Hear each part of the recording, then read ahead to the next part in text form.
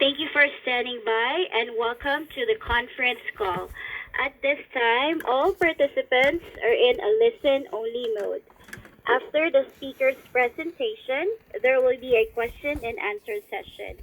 To ask a question during this session, you will need to press star 1 on your telephone. If you require any further assistance, please press star 0. I would now like to hand the conference over to your speaker, Mr. Paul Schnell. Sir, please go ahead. Hi, everybody. Welcome to the call. This is Nick Kimball from the Department of Corrections. Welcome to the teleconference that we're hosting tonight for family members and loved ones of the people who are incarcerated. Commissioner Schnell is here and ready to take your questions. We'd just like to ask you at this time to limit your questions when we get to that point to one at a time, just so we're sure as many people are able to ask as want to ask. If you have additional questions, you can certainly queue yourself back up by pressing star 1, but we'd ask that you ask one question at a time. We have about 1 hour tonight, and of course we'll continue taking questions through the email box that many of you have submitted questions through already. So this time I'll turn it over to Commissioner Schnell. Good evening, everyone. Thanks for dialing in. We really appreciate it. I want to just first off start by acknowledging that I guess I can't really fully imagine what it would be like to have a loved one in a correctional facility in a congregate living setting like that, and knowing some of the risks that exist and those sorts of things, and that's why we really felt it important to reach out and connect, because we know it's difficult for you, and frankly, we also know it's difficult for the people that you have, loved ones that you have that are incarcerated, and because they're concerned about you. And so we wanted to make sure that we're reaching out and kind of providing some information first and then answering some questions as we get into this. I want to just talk a little bit about some of the efforts that we started when in our response to COVID-19 and to help with both the prevention and containment of the virus. And some of this will be widely known, but I just want to reiterate it, is we started by waiving the medical co-pays for the people that are incarcerated. As you all know, and many of you I'm sure were highly disappointed by, we discontinued visitation in the facilities. We did, however, obtain the 2 free 5-minute phone calls per week, and recently we implemented the 1 free 15-minute video call, which I'll talk about in more detail a little bit. I would just say on our end, the decision-making process that we're going through has been really challenging, and there's no script for this. As you all know, we're all kind of living in what feels like oftentimes uncertain times, and it's unsettling for all of us. And as we've done this, we've been taking the best advice we can from the Department of Health and the CDC, and so things oftentimes are changing quickly. We all know that only recently did the use of barrier masks become something that was widely recommended, and that's a great example of something that early on was not something that was being really recommended by the CDC or others, but here in just the past week that has changed. When we started, we have an incident management team that has a group of people from a broad spectrum of the Department of Corrections. They work with teams inside each of the correctional facility and the wardens, and we brought together and started to collect input. We reviewed our pandemic plan that the Department of Corrections has had here for a number of years. And as I mentioned, getting input from medical experts and talking with people at all branches of the criminal justice system. We've been talking to a broad array of people in the advocacy community, some formerly incarcerated people, and certainly I've had contacts with a number of family members by email and phone and so forth over the last several weeks. So I just want to give you a sense. And I think the other thing I just wanted to say more broadly is that from the beginning, one of our priorities and goals was to try to maintain a system that was as open as possible. And I say this only because I want to point out the push and the pull that exists in this.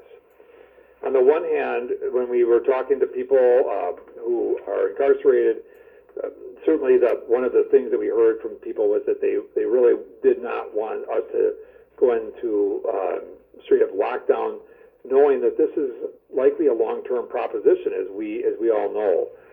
Right now, depending upon the modeling you're looking at this, we're talking about this going into,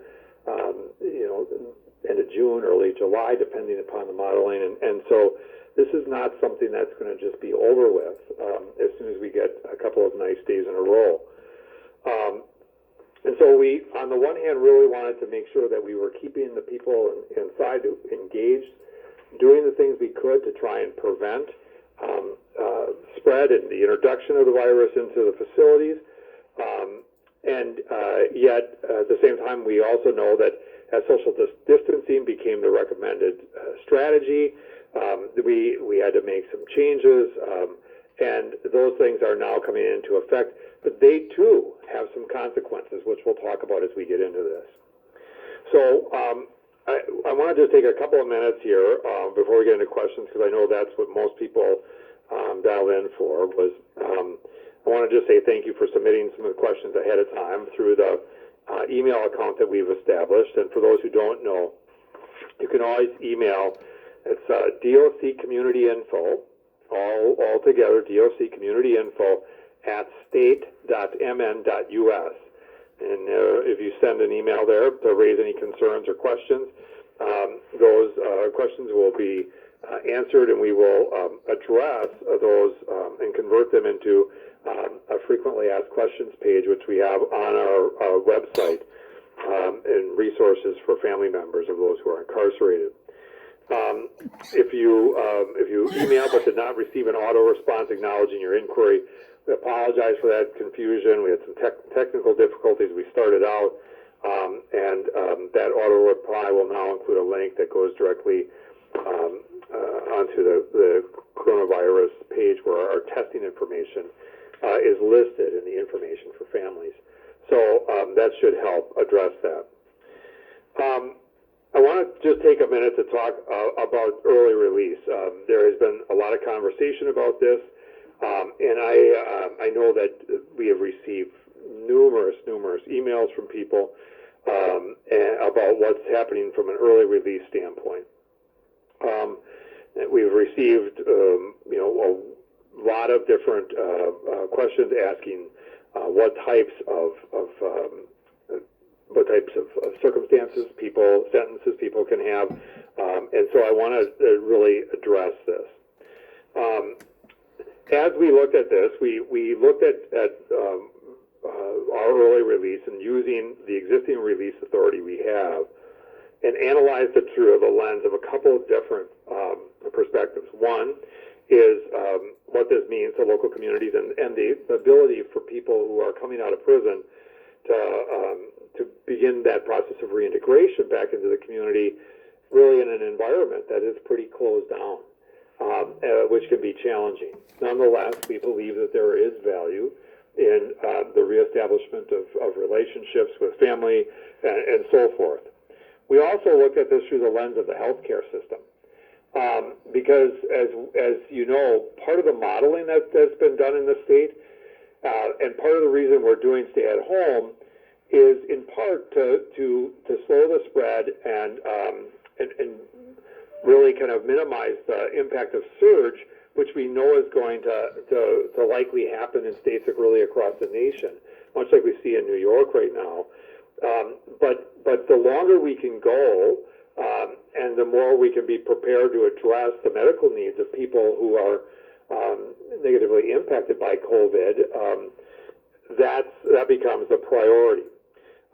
So our early release work that we're doing is really utilizes an existing program that we have, and all we've done is expand it. It's the expansion of our work release program.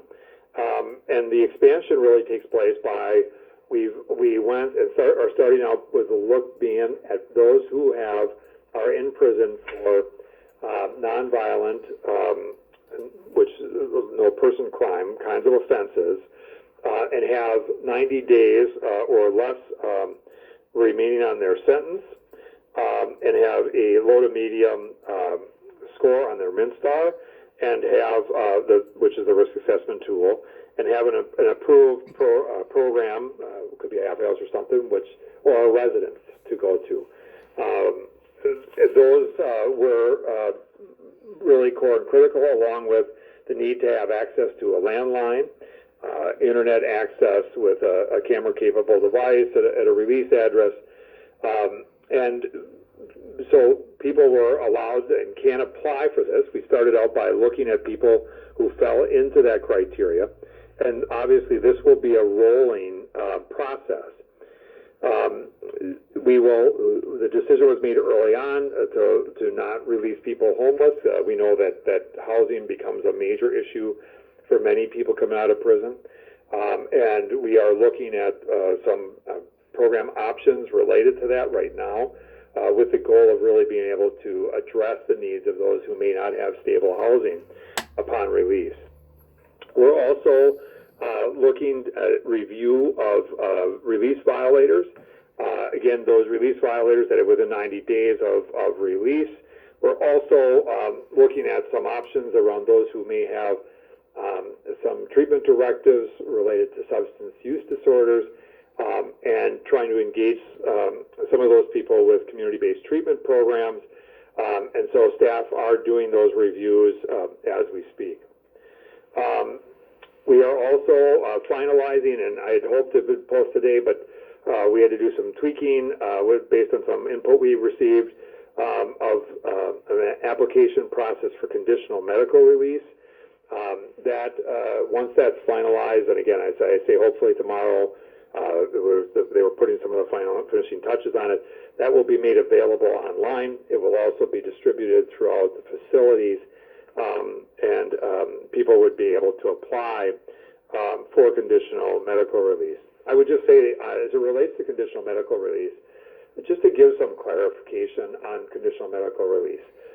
Conditional medical release is not an early release program. It is fundamentally a medical program, and the statutory requirements are crystal clear. The person has to suffer from or have a serious, grave, is how the statute reads, medical condition. Two, they have to not represent or pose a risk to the public. And three, they have to be able to access or obtain medical insurance or health care coverage in the community. Now, most people in prison will qualify for medical coverage when they get released, but there will be a medical review process that will take place. And that medical review process is really going to be looking at and assessing the extent to which a person's underlying medical condition, and while there can never be absolute certainty around the reaction of different people to COVID, obviously there is if you look at asthma as for instance, I'll just use that as an example, there is a continuum of asthma. There are people who have had it, but have not had any asthma-related problems for years. There are some who, have extensive, well-documented medical histories, and so the medical providers, the physicians that will be reviewing this, will be looking at and making some assessments related to that. Then goes through the public safety review process. There will be guidance on the application process around the things that we're hoping that people will address in their applications. But ultimately, that will open up here as soon as we get that finalized and get that posted. But again, as I said, hopefully tomorrow. As it relates to health and safety, we received a lot of questions about what measures were taken to protect your family members who are incarcerated. So we'll give you a few examples. we've hired additional cleaning and taken cleaning people inside. We've installed hand washing stations. We've tried to put in the dispensers for the hand sanitizing kind of foam. We've really worked on trying to increase social distancing, which has been, as you know, a challenge. And we really, this is one of the places where early on where we took some hits. We were trying to keep the facilities as open as possible and keep people, the program as active as we could. Obviously, people became concerned about that. So as a result, what's happened is we really have stepped up or created this stay with unit kind of model, which means that if your living unit is who you're going to stay with, we're going to really minimize the ability for there to be crossover between units so that we don't have spread that can affect facility-wide. And so that's really becomes one of the goals. We, as you know, we've recently distributed masks. That process is ongoing. We have, I think, thus far, a combination of both paper and some cloth ones that are being made by some of the incarcerated folks in Shakopee and up at Moose Lake, which we're really grateful to. They're turning out, I'm told, about 1,000 of those a day. We want to get ultimately 2 of those to everyone in the DOC. So they're working hard to make that happen. We are also really hopeful that we can, once the DOC is folks are taken care of, we really want to be able to help people that are in halfway houses and homeless shelters and group homes and other places around the state that are having a really difficult time accessing those things. And so we are really going to be working on that. You know that it takes considerably longer for meals to take place because of this, and that has created some challenges. Talk a little bit about the fact that, like, for instance, at Faribault, there are 2 meals a day. I'm just going to address this up front because I've received a lot of questions about this, and really what's happened while they're at 2 meals a day. I just want to be really clear that calorically the meals are equivalent. In fact, not just equivalent, they're actually better. I'm told they're about 3,000 calories a day, which for somebody who struggles with weight like I do is too many. So, but they get that plus they're doing a snack, a big snack that they're getting, and so that's how we're dealing with that. Again, none of the stuff is ideal. But if we don't do that, what's going to end up happening is it spreads everything out and minimizes with an already shortened periods of time to be out on the flag, to make phone calls, recreation, and those sorts of things. So that really becomes one of the big reasons why we've moved that way. You could see the possibility of other facilities going that direction in the coming week or weeks as we get into this. Just because I think they want to do everything they can to keep as much of that activity open as possible so that people get access to the phones, which I know even can be challenged at some instances, but we really want to make sure that stuff happens. We right now, the masks are, there's a lot of questions about mandatory wear of masks. And we have done some movement in that direction, particularly up at Moose Lake. This is a really big issue because, as many of you know, one thing we can direct staff to wear masks.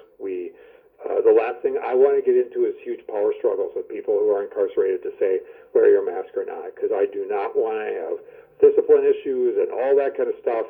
And yet, at the same time, we want to do everything we can to encourage the use of those masks because we just think it's important. And we're going to really continue to push this out for our staff as well. We want we want people to view this as these important safety mechanisms, and that's really our goal as we go forward. We really want to make sure that we're educating people, we're giving people access to health services. And right now, we're prioritizing those things that are obviously immediate life safety, number one, and number two, we're also prioritizing things that are respiratory or possibly COVID related. So those right now are the first priorities for that. So if there are other questions, we can certainly try to address that. Video visitation, I know that, and we're hearing about it from people, that people are having difficulty or challenges with the JPay and the terminals at the facilities.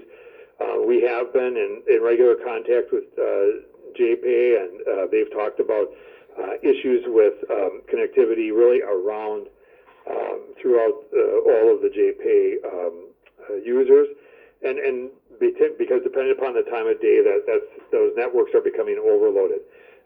If you look around the nation, there's been a bigger emphasis being placed on video visiting, and as a result, these systems are becoming overloaded.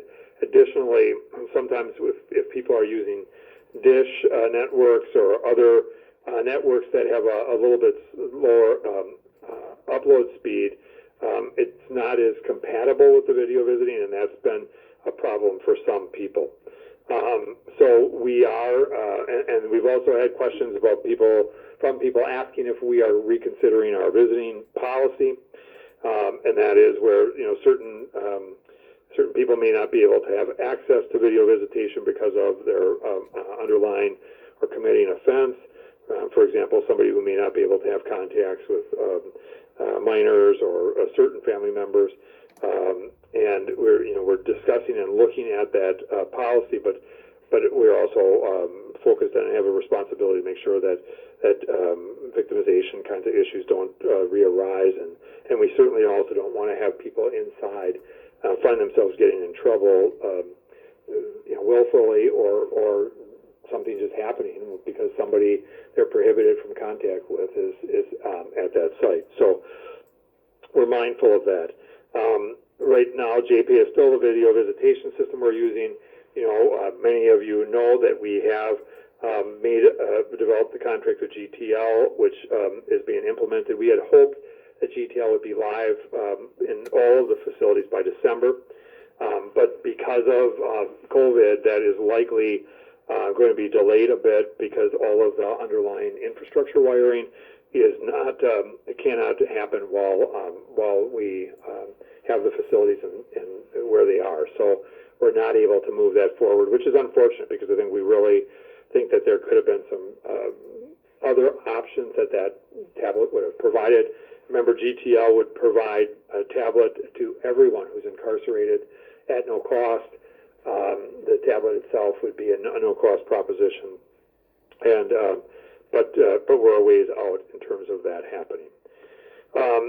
So let me just give you a quick update in terms of numbers, and then we'll turn this over. But in terms of the numbers that are out there, at Moose Lake we have 11 confirmed positive for these are incarcerated people confirmed positive for COVID-19, and 26 presumed positive. And by presumed positive, we mean these are people who had a close contact, known close contact with people who are confirmed positive and are displaying some level of symptoms. We have one confirmed positive at Willow River. We have a test pending at Togo, at Lino Lakes, and one at Faribault. Those are just pending tests at this time. We are aware of 11 staff at Moose Lake that are positive, and this is by combination of self-report and testing, and then 2 at Red Wing. So that's kind of the numbers where we sit today. And with that, Catherine, I would turn it over to you to open it up for questions. Sure, sir. As a reminder, to ask a question, you will need to press star 1 on your telephone. To withdraw your question, press the pound key. Please stand by while we compile the Q&A roster.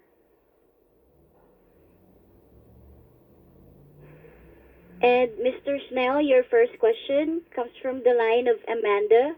Ma'am, please ask your question. Your line is now open.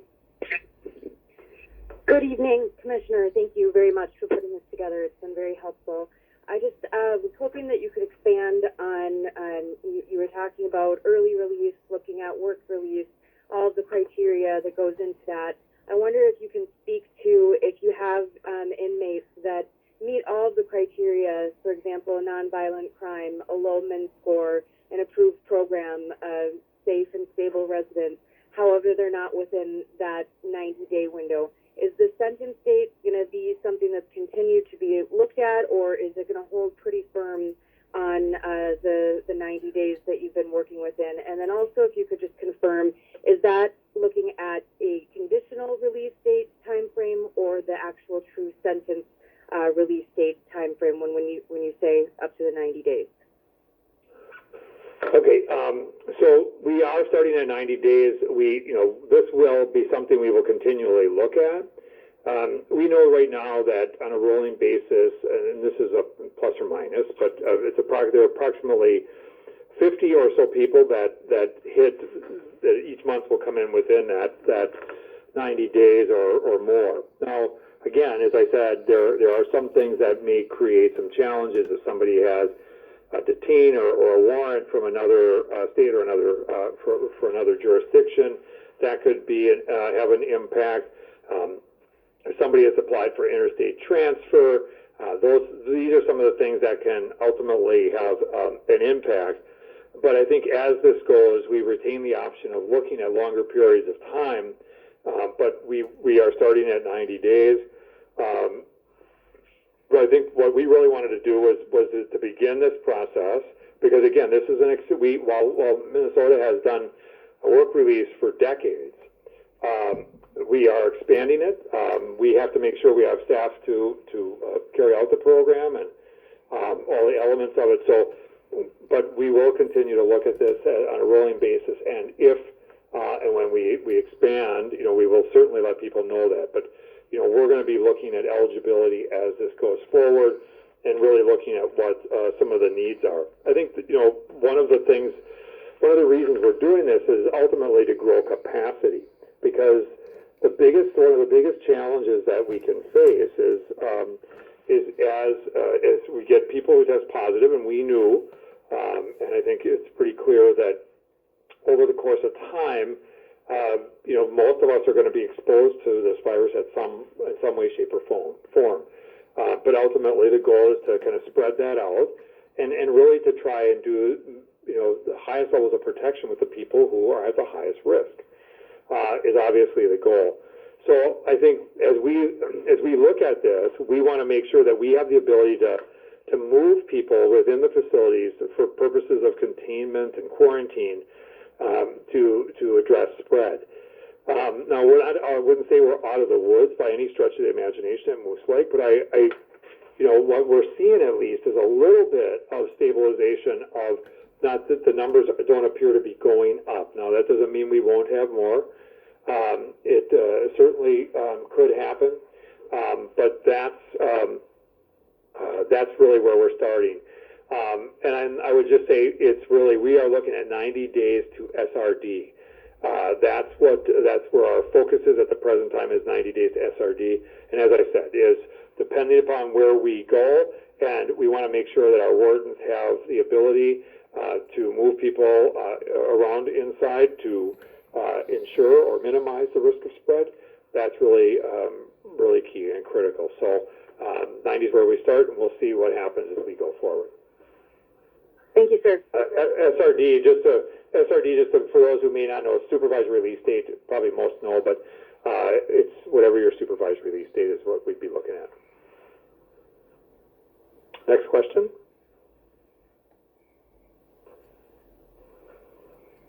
Catherine, we're good to go. Yes, sir. Your next question comes from the line of Mary. Please ask your question. My question for you is in regards to this. You refer to screening and also testing. So if you could define those two things, and I'm wondering what the screening protocol is for each staff, inmate transfer, or other essential personnel that they need to follow to enter the DOC. So are temps being taken? I know you said washing stations were being set up. Yeah, it's a great question. So, a couple of things on this. So the screening is happening even here at central office. When I come into work, I fill out a screening form which asks me a number of questions, and how I answer those really dictates whether or not I'm allowed in. That happens at the facilities as well. We want the staff to wash hands. We do not, at the present time, do temperature screening of staff as they come in, and not that we wouldn't want to. In part, one of the challenges we've had is we've ordered the thermometers, and the non-touch thermometers, and those things have been slow to get here. Now we're told that they're beginning to arrive, and so we will start deploying them at the facilities here very quickly. It sounds like some just arrived, so we will start to do that deployment. So in terms of that's for staff.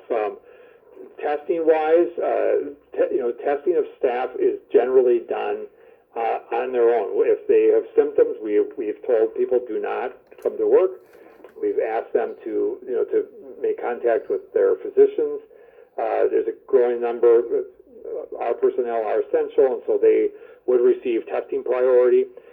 Similarly, the people inside the DOC receive testing priority. Now, you have noticed that we've tested more and we haven't tested some because we have presumed positives. And by presumed positives, as I said earlier, we mean simply that these are people who have had some symptoms. Perhaps they have a cough, they may have a low-grade fever, and which are really more classic signs of COVID. And so they are presumed positive because they've had close contact with a known positive person. Now, the question that people may ask is, why aren't you just testing everybody? And I think the answer to that is if you had any chances to listen to the 2 o'clock briefing that the governor does every weekday, you'll see that testing has and remains a big challenge. It is, I can tell you from being on the daily calls with the governor, it is the number one frustration for him is he wants to have the ability to quickly and effectively test people to know exactly where we sit. And ultimately, we want to also get to a place where we can determine those people who have antibodies to this, or where they maybe have had it. So that's certainly our priority. We realize and recognize that this becomes a challenge. We are at present bringing all intakes in for men are coming into St. Cloud. And that includes both new commits and release violators. That was not always the case. New commits always come in through St. Cloud, but release violators generally came into the facility that they were discharged from, most commonly. And so that was discontinued.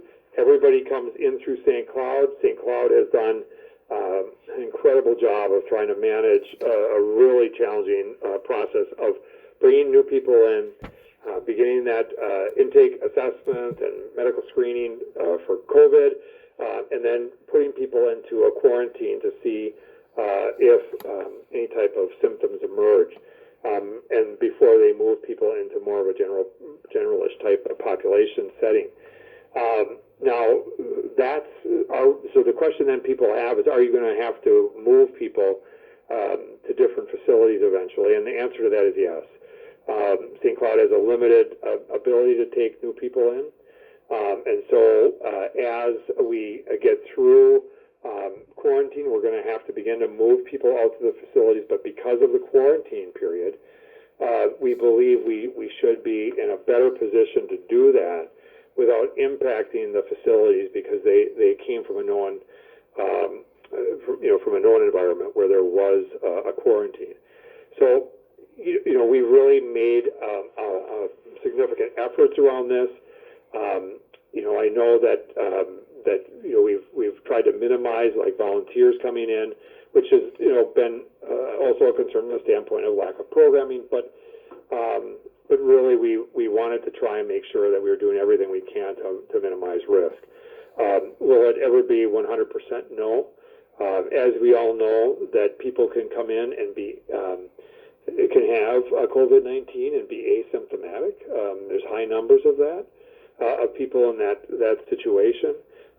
In some studies can be range anywhere from 20 to 50% I've seen. And so, these are people who can carry the virus and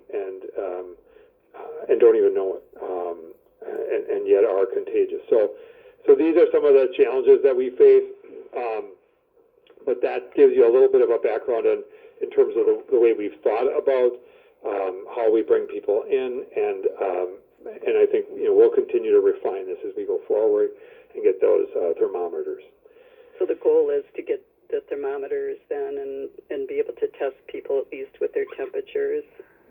Yeah, the staff, and that's really where we're starting. And then right now we do temperature checks. Like at Moose Lake and some of those units, they're doing temperature checks just to see 2 times a day out there, just to see if issues emerge.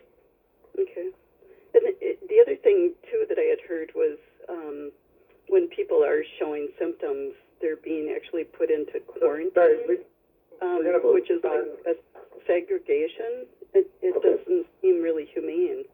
All right, so we'll address that, and then we're going to go. So we just want because we have over 100 people on this call, we want to give people a chance. So look, I hear you. Our goal is never to put people in segregation as a mechanism of discipline. We used some of those sites as a way to isolate spread. And again, we wanted people to have access to things. Now, there's some things we can't give access to because sometimes there's a lack of power to be able to put TVs in, and we don't want to do that. Our goal is not to do that. We are not trying to harm people, hurt people, be inhumane, but we are. This is a little bit like, and sounds like a horrible comparison, but it's a little bit like that situation with the nursing homes where people are being put in their rooms and they can try and have some contact. We want to make sure that people get some access to the phone. That can become more problematic itself in segregation, but it's really all about containment so that we don't have people getting sick. Now, the wardens have been, I think, done a great job of now looking at a wide range of other options as we get into this to be more expansive and step-down processes, ways to move people through. That we think will help, but it's a challenge. But I just want to be really clear. It was never. We never wanted to. We're not trying to harm people. We're not trying to discipline people, and not every facility will be using that for quarantine and containment. It really depended upon the accessibility of space, and so I say that not because I want to make excuses. I just want to be really crystal clear, transparent, and honest with people about how that came about.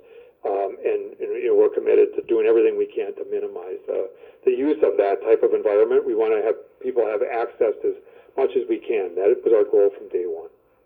Next question. Yeah. And your next, sir, your next question comes from the line of Renee. Please ask your question. Your line is now open. Hi, thank you for taking my question. This is in regards to federal custody inmates that are serving a concurrent sentence, except in federal custody, not in the Minnesota prisons. The Minnesota sentence detainer is prohibiting any of them from going to home confinement, even when the Federal Bureau of Prisons is determining that they should be sent to home confinement due to health reasons or their release date. But the Minnesota detainers is stopping them from being able to follow Attorney General Barr's direction. I am wondering if you are considering listing those Minnesota detainers that are just part of their sentencing, not anything that's been put on them because of, ICE or a flight risk or any thing like that. I'm talking about people who fit all the criteria of Minnesota and all of the criteria of the federal guidelines as well. Right. Thanks for that question. We are reviewing that right now. We've got a few people in that situation. We know, we can't just release. We are exploring some other options, and the situation is that people are serving a Minnesota sentence, and we can't release on that Minnesota sentence in and of itself. We are looking at some other options, but that's kind of where what's being worked on right now. And we are looking at those on a case-by-case basis as we go through here, and we'll be making some decisions in the very near future within the next several days. I think we may get some clarity around that in terms of exactly how that stuff can be managed. Thank you. Thank you. Your next question comes from the line of Craig. Sir, you may ask your question. Thank you so much. It seems to me that source mitigation, masks, and number one, from what I've been hearing, the paper masks have been distributed, but very, very few people are wearing them, staff and inmates, and I'd like you to comment on that. And also social distancing. And so my comment on both is that in an institution where control, most inmates are controlled every movement all the time, you indicated that you were having difficulty mandating the wearing of masks. And I did maybe hear that about social distancing. In other words, sitting in chow. Being out. So I'd like you to comment on both, because there are things that can be done. The things like thermometers, testing, all of that, that has to do with supply and demand. But you've got right now the ability to mask and social distance. Thank you. Okay, thank you for that question. So, we don't disagree at all on, let me talk about source mitigation on the mask. And one of the things that we really are stuck with, that we issued the cloth, that mask up in Willow, I think it's Stillwater, looks like Willow River, Togo, Shakopee. So we have a number of the facilities have the cloth as a starting point. The paper ones were issued in order to get people something if they were going to wanted to wear them.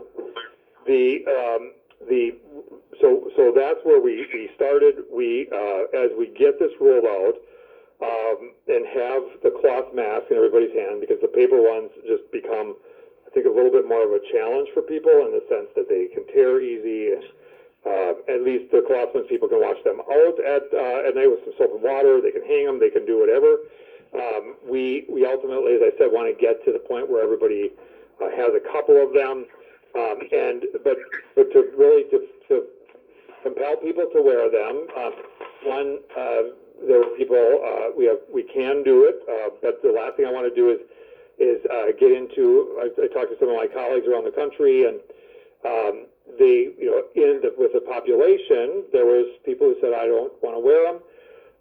And the question then became, are they going to implement disciplinary measures to ensure that happens? I'm a little reluctant to do that. I also, and yet, I think we are moving in that direction in general toward staff requirements to wear masks, and as this goes forward. And as it relates to social distancing, that's exactly what I think we are in the midst of doing right now, and that's where we're seeing some of the pushback around, or the challenges around how things get extended, and then access to phones and those sorts of things are becoming more challenging.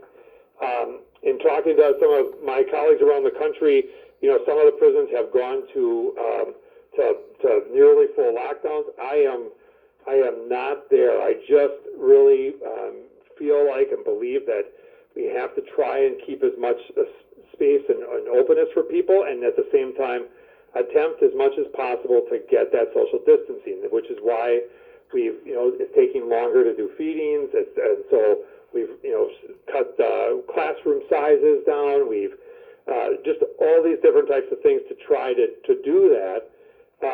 But we're also cognizant of the fact that some environments are really difficult. It's really difficult to have that happen.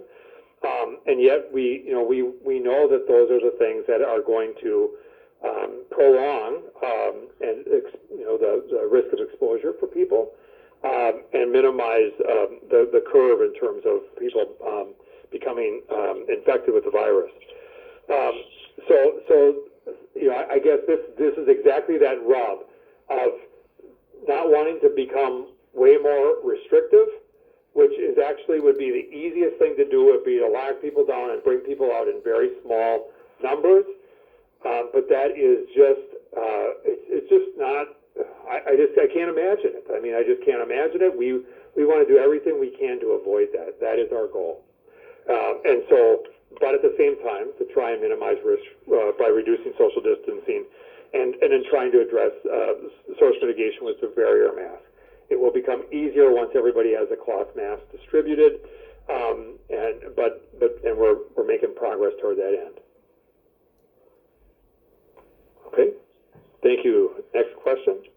And your next question comes from the line of Lori. You may ask your question. Thank you for not enforcing a lockdown. My concern is primarily with the staff, because the inmates are not coming and going out in the public, but the staff is not wearing the masks as intended. They are allowing the no distancing in the food line, at the tables, etc. The DOC handed out a small bar of soap to each inmate, an extra bar, but that was 3 weeks ago. And even the sanitation stations outside of each door, luckily there is no lockdown, so they are out other than 12 to 5, so they more or less come in and out once or twice a day. It just doesn't seem enough.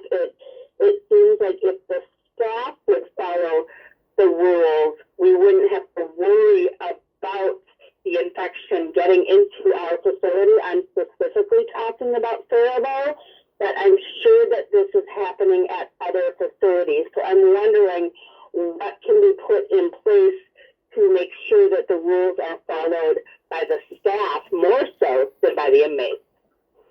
Okay, good question. I think that, as I said, we have not moved to mandatory wear. We are heading in that direction as we get cloth masks distributed and have and make them available. That's the direction I think we are heading.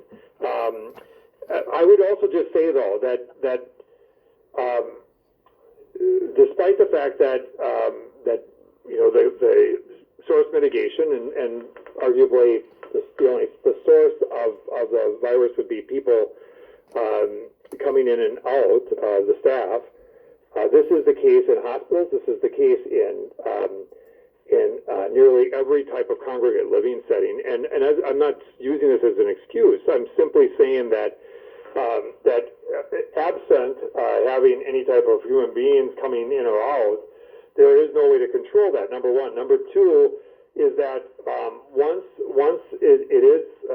human beings are brought into from the outside, and the risk of exposure is increased, and if exposure does happen, once it's within population, it is the same thing can be said. We know, I think, are pretty aware that we've had people who who were asymptomatic, who were feeling fine and had no idea that they were likely experiencing COVID, and yet clearly from a symptom standpoint and so forth they were, but they didn't have the impact that it does on some other people. So I don't say that to say that that it's unfair to apply that standard to staff. We will definitely be going that direction. But until we have masks out to people, cloth masks out to people that are washable and that kind of stuff, we've been reluctant to do that. And again, I think we are ultimately heading in that direction as we go forward. But we also know, and everybody knows, that there is a PPE shortage in general. We do have some supply for those situations where we have presumed or known positives of the N95 masks, but we are like the hospitals. We're very cognizant in how we use that supply because of the risk that as this goes forward, we want to make sure that we have ample supplies to deal with actual situations. I think the other thing too is that we are really like the hospitals and like other congregate living settings. Everybody struggles with this because of the fact that our staff, no matter what, they go home to families, and there can be risk of spread everywhere. And I think this is one of the big challenges for all of us, frankly, that we just don't know when and how we may have contact. And at the end of the day, we do know that over time, it's likely that, and over what this in our state we hope will be many months, but that probably 50 to 80% of us will at some point in time be, in fact, will experience this infection, and hopefully with none to minimal impact. But we also know that some people have really profound and significant reactions to it, and that's obviously the major concern. So we are, that the mask issue is a complicated one, and we're moving in that direction. Next question. And your next question comes from the line of Cassandra. Please ask your question. Hi, Commissioner. My question is about the medical release and the criteria about that. You say grave illnesses, and then you look at the risk and all those things too. So let's say you have somebody who has diabetes, and they're, they have a low MinStar, they're in the minimum facility, they work in the community, all those things, but they have, they fall into all the criteria, they got somewhere to go and all that stuff. But then you have that they've done majority of their time. They have like a year and a half left, and but they got an attempt murder as their charge. Then do you guys look at all the other criteria of them having, incidents with their diabetes throughout the whole sentence, and that puts them more at risk? Now, what outweighs, what criteria would you look at during that, for that situation? That's a great question. I think these are, and again, I think the first and foremost consideration is it's really the medical determination. If the doctors really are looking at this and saying, we believe that there's a potential grave risk in this particular case based upon medical history and so forth, and then we would look at safety, and the safety proposition, as you point out,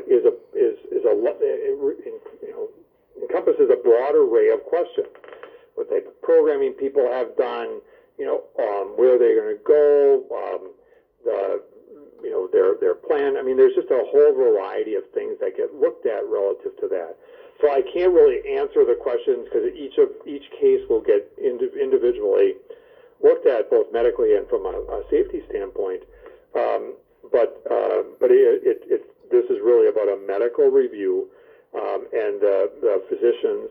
There's a DOC physician and non-DOC physicians that will be doing these reviews, and based upon medical records, and that's really kind of where that will start.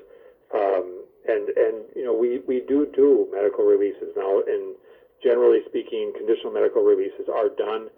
Historically, have been done typically at more typically in end-of-life situations, so it's hospice-type situations. But obviously, the presence of COVID-19 has changed the landscape And so it obviously created a situation where we needed to look at the expansion of that because of the risk COVID poses for those who are most medically vulnerable. Right. So with the fact that individuals then have occurrences that have happened while they were incarcerated that, show that they have, they are considered grave. However, are you saying that maybe outweighs the fact that, they have what's their charges versus, everything else? I can't answer it because I don't know all the specifics, but I think there will be both a medical and a public safety review, and all factors will be considered. Okay. Okay? All right. Thank you. Next question. And your next question comes from the line of Tanya. Ma'am, you may ask your question. Hi, thank you so much for putting this together. My question is related to the early release. Are you guys considering early release for the guys that are in ICWC that are currently, doing their program? I know specifically for myself, my loved one, he was due to go to work release and come back home to do his work release in May. And now, of course, that's been postponed and we don't know. So now he's sitting in Becker County, twiddling his thumbs, wondering what's going to happen. I just wonder if you guys, are looking at those people and considering house arrest or early release for those people.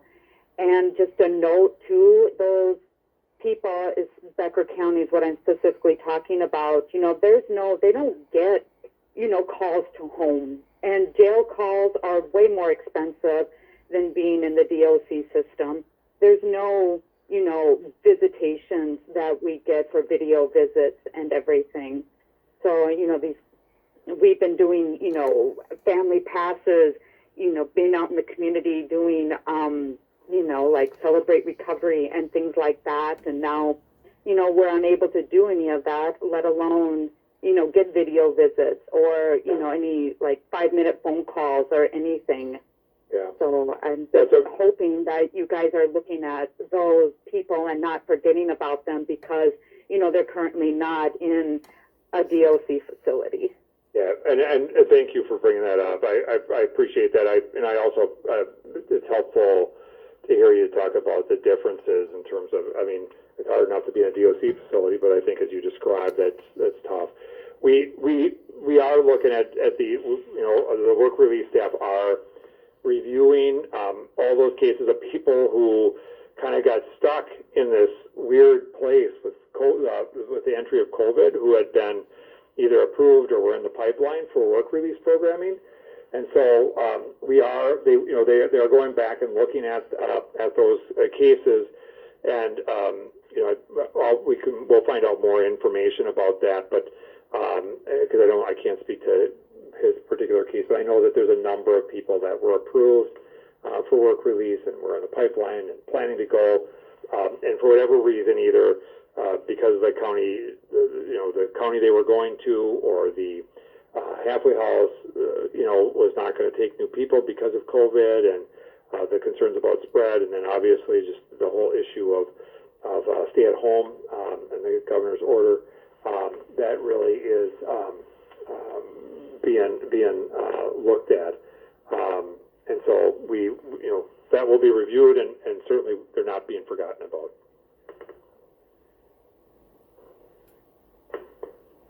Next question. And your next question comes from the line of Angela. Please ask your question. Thank you so much for taking this call for me. My question is there a collaboration between the court systems and the DOC as far as having the emotions that may have thrown you out until your appeal date due to you having a minimal amount of time? Say, for instance, your time may be around 8 to 10 months, and your appeal could take up until that time, but you also having a motion to be released while on appeal. Is there anyone working with the judges to suggest, due to the COVID, that in order to free up more space in the DOC, that they collaborate and agree to the motion? Yeah, that's a great question. We generally speaking are not directly involved in those the court processes. That said, I am aware from some conversations I've had with some of the advocacy community, whether it's been at the Hamlin Mitchell Law School or St. Thomas or the U Law Schools or ACLU, that they're certainly, I think, looking at some of those broader kind of initiatives to see if there was options around having people whose appeals are pending to be released pending appeal. And I'm not as knowledgeable about that, but it might be worth I'm just going to volunteer them here. It might be worth a call to Hamlin Mitchell, a reentry clinic there, and just to ask them about that, because I do think it's a good question. It's a little bit out of my wheelhouse, being a non-attorney, and it's not something, generally speaking, that the DOC as a organization is directly involved in. So, but it would be worth that call, and maybe they can give some advice or direction in terms of what that might look like. All right, next question. And your next question comes from the line of Cassandra Stoll. Please ask your question. Hi, so I would like for you to speak more to elderly people who are incarcerated. So even though some elderly people may not have grave diseases and might not be able to do a work release program, they're still highly vulnerable to COVID-19. So what programs are available to those over 65? Maybe switching them to home confinement or looking at other options? You raise a great question, Cassandra, in terms of one of the challenges is, as you may or may not know, just like our population in general, the correctional population and is we have a high number of people who are serving long, generally speaking, the people you're talking about are serving long prison sentences, and there is not a tremendous amount of great resources for people that are system involved, for instance, that may be serving a life sentence or even another sentence that's not life but very long period of incarceration. And right now, one of the biggest challenges we face is being able to find and have places for people to go who are in that situation. And this would certainly have to be considered. We don't have any independent authority to do this. It would have to be done through a conditional medical release or something like that. It would, they would have to have housing. And as you know, right now with COVID in here, the challenge that we face is that being able to find kind of assisted living or nursing home level care for people is immensely challenging.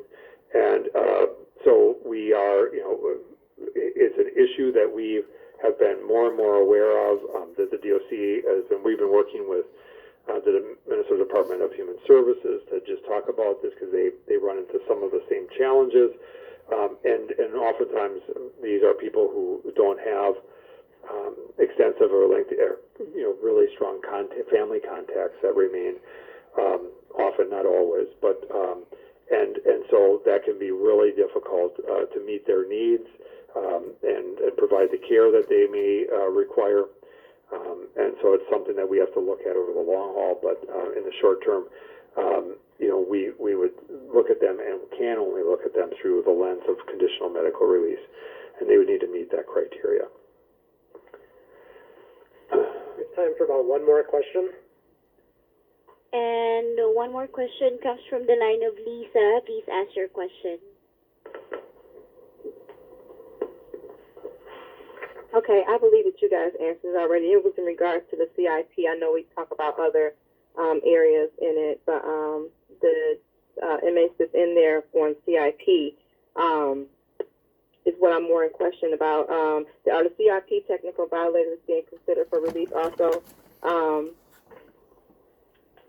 Should they be considered as a safety risk to the public because they shouldn't be a safety risk. I know I've been reading that they may be a safety risk. These are talking about technical violators. That they may be a safety risk, so why they're not released. And I keep reading the same article, and it seems to me that it has been revised since this pandemic, and I'm wondering, where do you stand on that, and why is it being revised to be conducive to what's going on right now? And it seemed like to me to prevent them from being released instead of abiding by it the way it was written at the beginning before this pandemic. It's a good question. I don't know exactly what's been changed. So I apologize for that. I would just say this, that CIP is something that we and our legal counsel has been working on and just reviewing. CIP has its own particular some requirements that are grounded in Minnesota law, and those that creates some challenges around release programming. Now we are looking at some options relative to that with work release consideration, but there is some specific language in Minnesota law related to CIP that does create some challenges, and we're reviewing that. We want to make sure that we're applying the law as we should, and really right now we can't early release them, and so but I think there is some research being done on this in terms of later access to being able to reapply for something like work release or something like that. But we have to answer all those questions. So that's kind of where that sits at the present time. With that, I think I just want to say thank you for your time. I would remind you again, please don't hesitate to send questions to us at the DOC Community Info at state.mn.us. Again, DOC Community Info all together at state.mn.us. And we have Amy out there, one of our staffers, who's done a phenomenal job of really tracking some of that stuff, and we'll try and get those answers out. And I would just say, just know that we want to make sure we're providing some opportunities. If you can provide some feedback through that email address, we would really like that, because is this worthwhile, and is this format okay? Is there other ways to do this that you think would be useful? We did look to talk about Facebook Live with some just people doing questions that only can be submitted via online and typed in. But we would just be interested in some feedback as to whether or not this is useful. We want to do whatever we can to make sure that you're getting questions answered, and that you know that in the long haul we care about what happens. We want to try and manage the situation as best we can. I'll be the first to tell you we will not be perfect. It's dynamic as it rolls forward, but we are highly committed to this. And I would be remiss if I didn't say that I'm grateful to the people who are incarcerated for their cooperation with us, and I'm also really grateful to our staff who, whether you have feelings about the people who work in the facilities or not, the fact is they show up every day and have been, and we need them to continue showing up so that we can do as much as we can to keep these facilities open and give people an opportunity to get to recreation and get to the phones and do those things. So I say that because I think I would be remiss to not acknowledge the cooperation we've had from the vast majority of people inside, but also the commitment of our staff who are coming in when many of us, many people can stay at home, and that's not an option for them. With that, I just want to say thank you for giving us the time tonight, for listening, for asking questions, and we hope the best for you and for your families and your health, and we look forward to working our way through this, and I believe we will, and we'll do that successfully like Minnesota has a tendency to do. So with that, I'll say good night and stay healthy. Ladies and gentlemen, this concludes today's conference call. Thank you all for participating. You may now disconnect.